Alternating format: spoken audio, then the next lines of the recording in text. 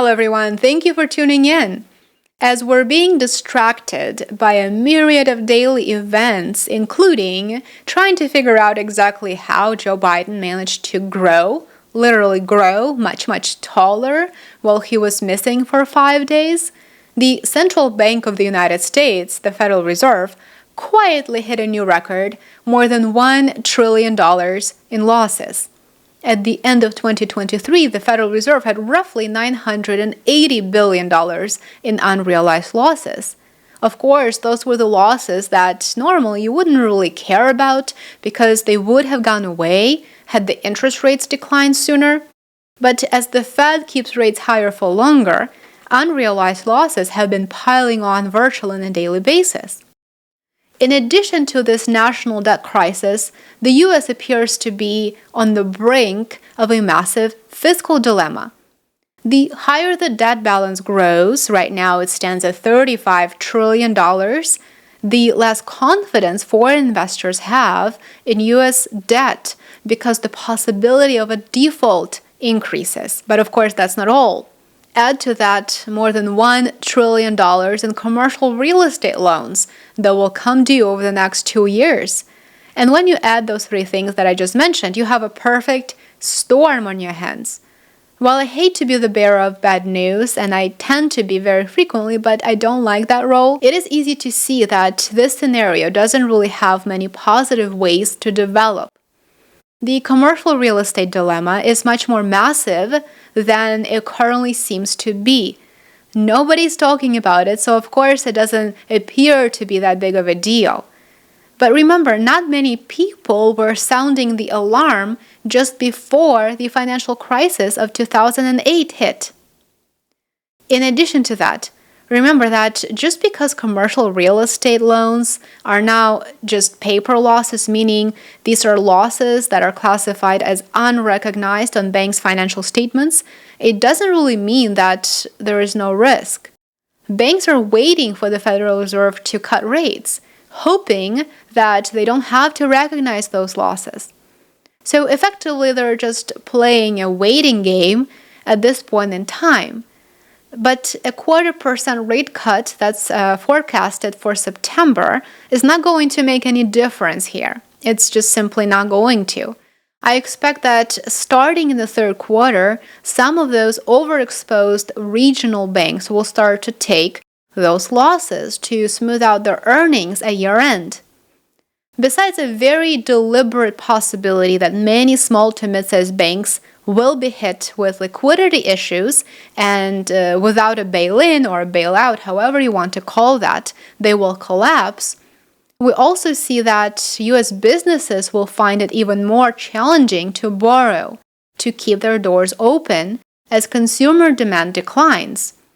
And as the banking sector faces increased risks due to the commercial real estate bubble, financial institutions will tighten lending conditions.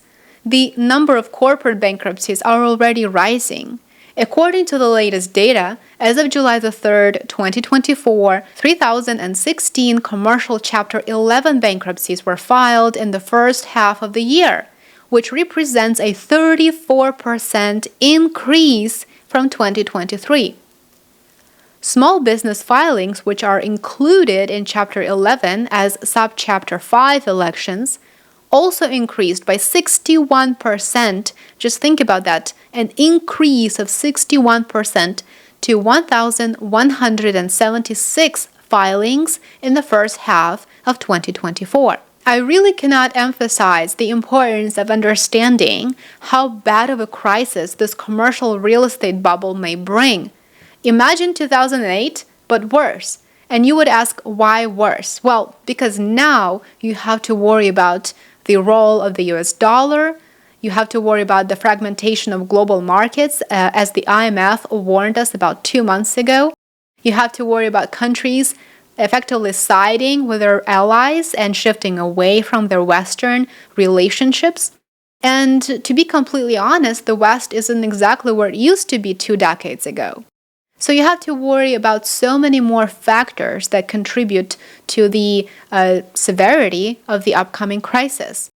The two biggest ingredients, commercial property values and borrowing costs, are flashing red signs.